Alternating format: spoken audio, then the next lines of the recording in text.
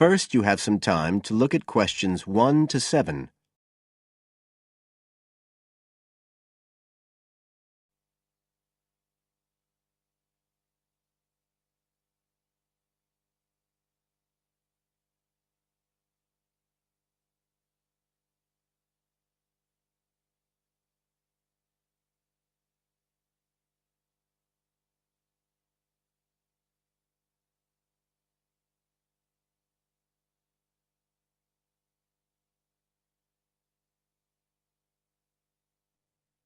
Listen carefully and answer questions 1 to 7. I'm interested in doing some work for the library. Are you the person to speak to? Yes. Right. Well, what sort of work are you interested in? Well, I've just come to live here in Australia. I don't want a full-time job until my children have settled down, but I really need to get out of the house a bit. And I heard you need voluntary workers for various projects. Right. But I don't know if I have the right skills. Well, we do provide training. Oh! We always include an orientation to the library, together with emergency procedures. That's fire regulations, emergency exits, first aid so you can cope with accidents or sudden illness.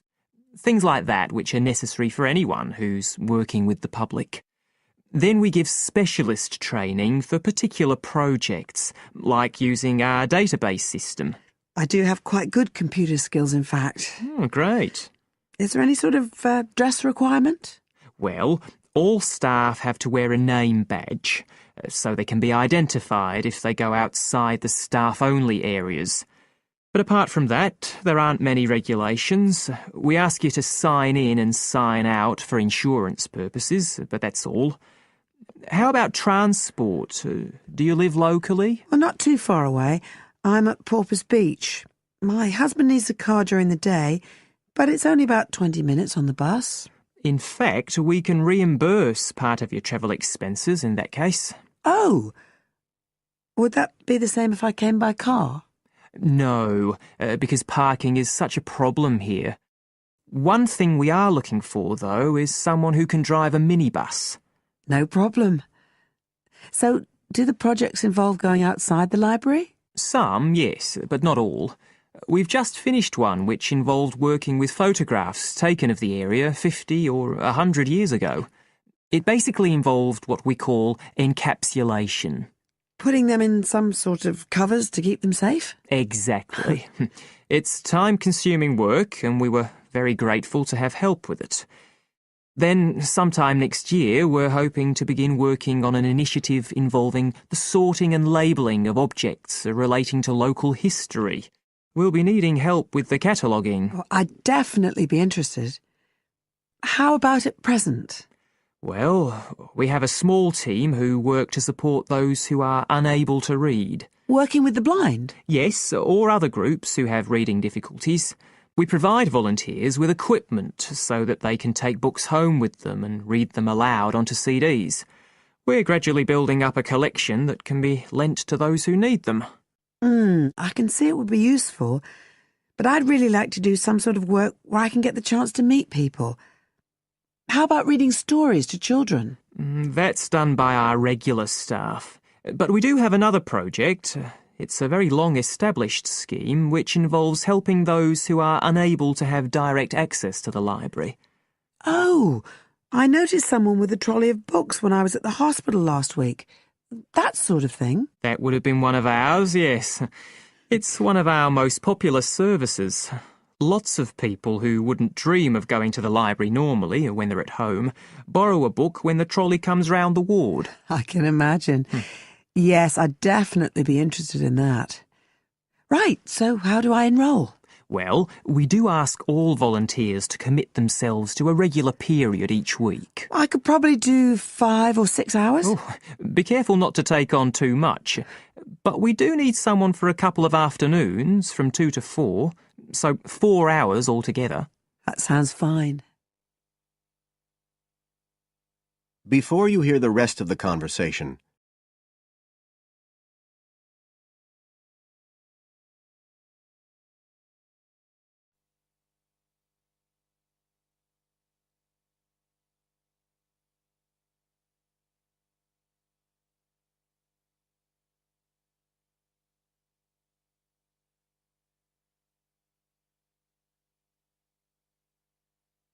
Now listen and answer questions 8 to 10. Right, so here's the application form. It asks the usual questions, name and address and telephone number. You also need to fill in details of who we should get in touch with in case of any accident or problem like that. We do need to have that filled in. And there's a space for date of birth, but that's only if you're over 75, so we won't worry about that. No. Oh, it asks for qualifications. Do I need to provide certificates? They're not necessary. We'll need the names of 2 referees, not relatives or family members, obviously. What else? Signature of parent or guardian. That won't be necessary, as I assume you're over 18. Yes. What's this? It says civil conviction check. That's a document we have to provide by law for those working on projects involving children, so we won't need it in your case. But you will need to sign this separate document. That's a copy of commitment. It's basically an agreement to work according to the library guidelines. So, if you'd like to fill this all in, you can do it here or take it home, whichever you prefer. I'll take it home if that's okay. Right, well, thank you for your time. That is the end of part 1. You now have half a minute to check your answers.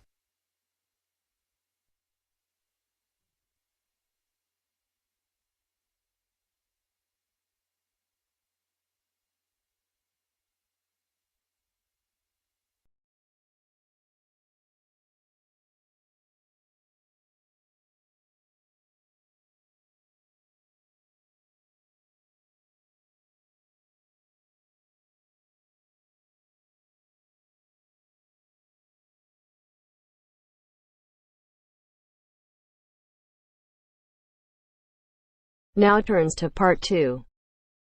Part 2. You will hear a telephone conversation about a job vacancy. First, you have some time to look at questions 11 to 15.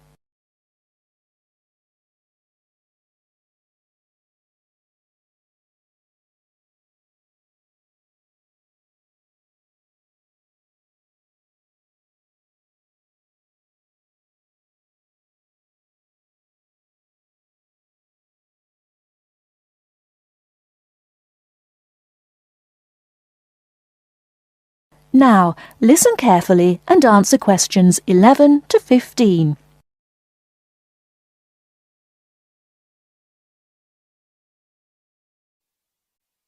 Hello, Top Job Employment Agency. Ellen Sykes speaking. How can I help you? Good morning. My name's Steve Collins and I'm calling about the call centre job advertised in today's paper. For an operative handling credit card inquiries? Yes, that's right. The wages and working conditions are all in the ad, so what I'd like to know now is what the work actually consists of. I should explain that I'm a student looking for a summer job, not long-term employment. That's okay. The people at Intercard say they've always found students to be honest, which of course is essential in this line of work, and they have the basic IT skills needed there. Apparently, there have been a few who didn't find it easy to get there on time in the morning, but in most cases their punctuality is as good as anybody else's. Anyway, about the work. And I know a bit about this because, as it happens, I've worked there myself. Really? Yes, for about a year. You'd find that most callers would be people wanting to check the balance on their cards, query payments made and so on. And from those who've had their card stolen? No, they ring another number for that, an emergency line. People also call that number if they lose their cards. And what are most callers like? I mean, what kind of people are they? All sorts, really. All ages, every kind of background. Though one definite trend is the change in the number of women. Nowadays, they make up around 55% of the total, whereas years ago, there used to be a majority of men calling. At one time, I heard, as many as 3/4 of all credit cards were actually held by men, but that must have been long before I was there. It's certainly different now. So to do this job, what sort of experience do I need? None, really. Have you got a credit card yourself? Yes, I have. Then you probably know quite a bit about them already. And as a student, you're obviously intelligent, which of course you need to be for the job. So after a day or so working with an experienced operative, I'm sure you'll have picked up enough to deal with routine inquiries, which of course most of them are. But there are bound to be questions I can't deal with, at least at first. What happens then? In that case, you can ask a supervisor. They're very helpful to new staff. I think I like the sound of this. What do I do next?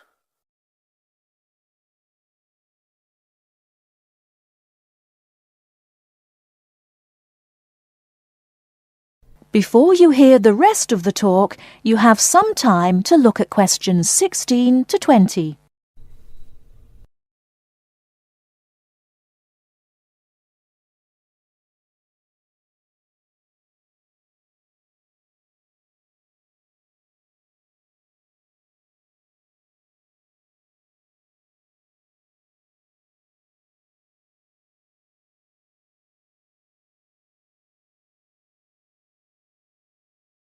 Now listen and answer questions 16 to 20. Can you get over there for 9:45 on Monday morning for an interview? Definitely, yes. Whereabouts are they? In Riverside Business Park. Do you know it? Yes, I've been there once. How do you usually travel? By bus. Right. So you take either the 136 or 137 to the bus station, and when you come out of there, you turn right. Along Orchard Road, that is. The road from the railway station? Yes, that's right. You go past the petrol station next to the car dealers, then carry on down the road. Do I take the first left at the main car park? Well, you could do that, and walk up Newfield Avenue alongside the shopping centre, but it's a long way round. I'd suggest continuing along Orchard Road with the water company and then the insurance offices on your right.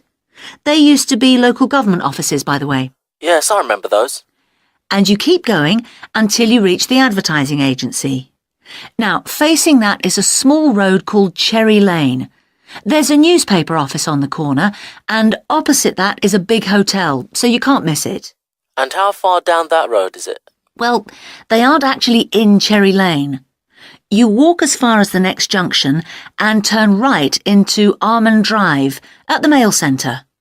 Intercard is in the third building on the right between the airline offices and the shipping company. Fine.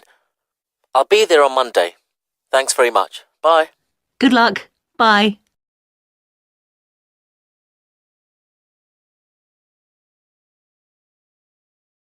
That is the end of part 2. You now have half a minute to check your answers.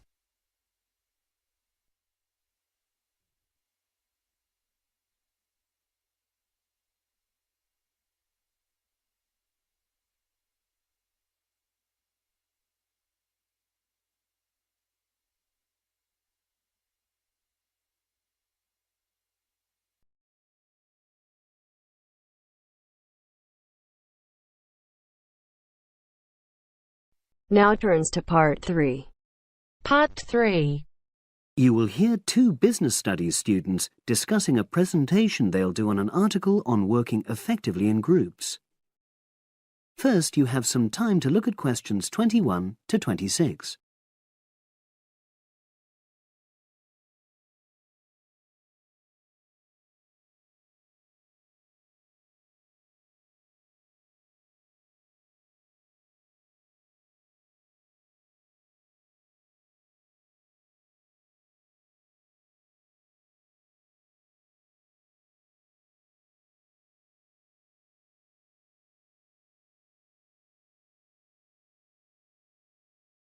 Now listen and answer questions 21 to 26. So, Brad, what did you think of the article on group work? Oh, hi, Helen. Yeah, it was pretty good, with helpful pieces of advice on how to make group work effective. I think we were lucky to be given such a straightforward text to present at the management skills seminar. Yeah. Actually, shall we discuss it now? Have you got time? Sure. It's only a 10-minute presentation, so we just need to explain and then give our views on the main points raised in the article. I'll jot down some notes. Right.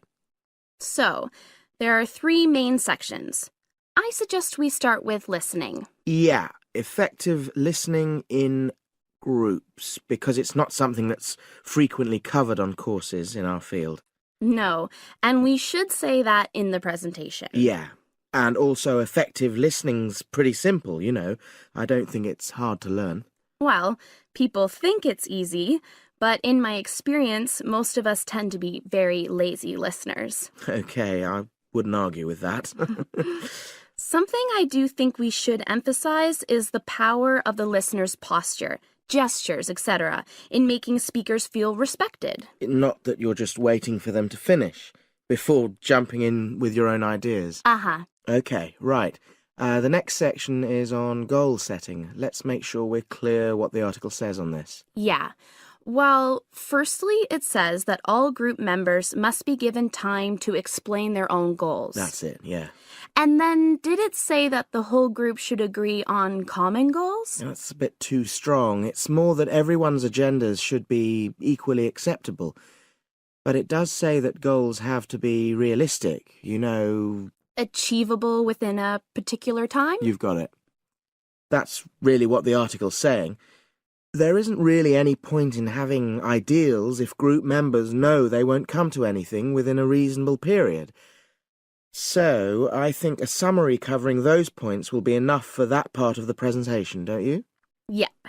Now, the last section is about conflict resolution. Actually, I thought it was the worst part of the article. Me too. I don't think it went into sufficient detail on the issue. Actually, I thought it devoted too much space to it, but that it was all rather boring, you know? It didn't mention some of the more radical theories. Absolutely. I found that really irritating. Right, and also I think it could have said more about conflict sometimes being healthy in groups. Absolutely. It just mentioned rather glibly about how we should avoid thinking of winners and losers, and that quick resolution of conflict is always desirable. Without explaining what these terms mean? Well, it gives quite detailed definitions, but doesn't develop a proper argument. Right. So, for the presentation, I think we just give some definitions and then explain what we felt were the weaknesses in the article's treatment of conflict resolution. Yeah, good. Now you have some time to look at questions 27 to 30.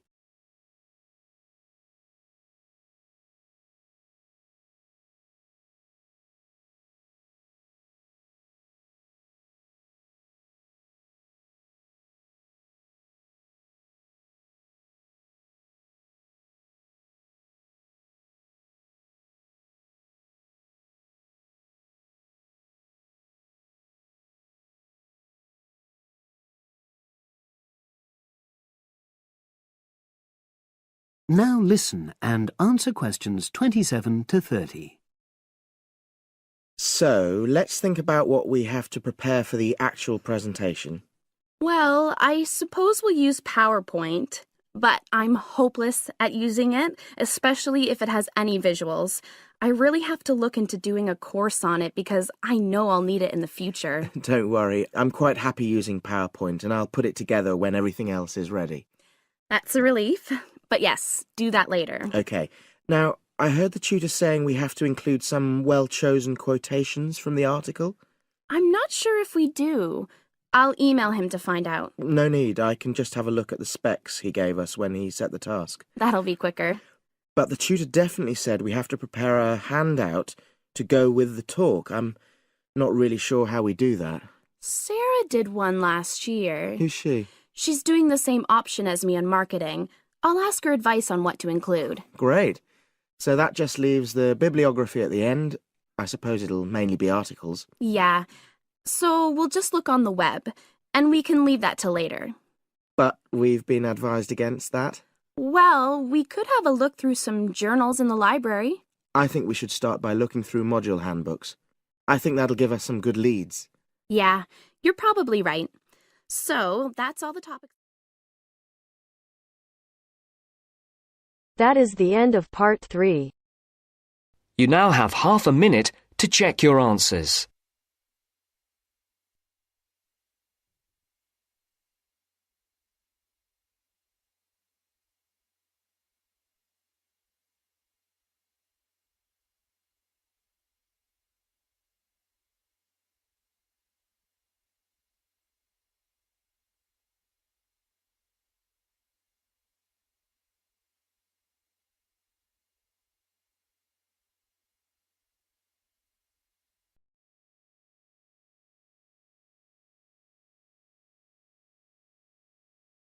Now turns to Part 4. Part 4. Listen to the last part of the lecture. As you listen, complete the notes below. First, you have some time to look at questions 31 to 40.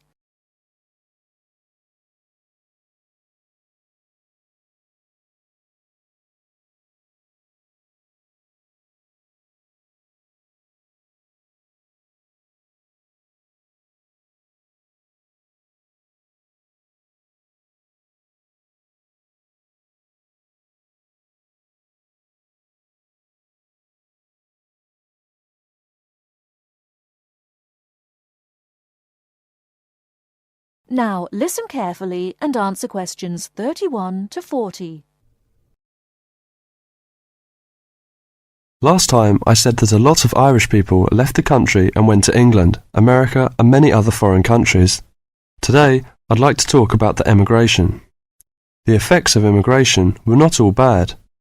The immigrants experienced a lot of hardship in their new countries. There is a famous story about a park in Shanghai where Chinese and dogs were not allowed. Well, in England, until into the 1950s, signs for jobs sometimes read, "Irish need not apply." The immigrants often experienced discrimination, but they formed many organisations to look after their fellow immigrants. Many of these organisations later became very important. In America, the Irish chose politics as the way forward, and significant cities were controlled by Irish politicians. This movement reached its peak with the election of John F. Kennedy in 1960. His grandparents came from Ireland, and his election had a significant impact in Ireland, helping the process of recovery of self-confidence which we have today. Today, there are 70 million people of Irish descent living outside Ireland. In America alone, there are 40 million people, and 10 million of these people have a 100% Irish background. They carried the culture of their home country with them and adapted it to their new home. They made changes which would be unthinkable in the home country, and we often laughed at the Yankees' Irishness. In fact, any immigrant who came back to live in Ireland, often after many years, found it very difficult to fit into Irish society again. They had been changed by the experience. These immigrants have always had an interest in the old country. The American letter was a letter containing dollars sent back to one's family. More recently, President Clinton has been very influential in bringing peace to the north of Ireland. Riverdance itself was the idea of a dancer who was American, who applied American methods to traditional dancing, and the fusion was immediately popular. Modern Ireland has been able to use the disaster of the last century to learn modern marketing techniques and apply them, without at the same time losing what is distinctive about itself. Riverdance is a demonstration of that distinctiveness. That is the end of Part 4. You now have half a minute to check your answers.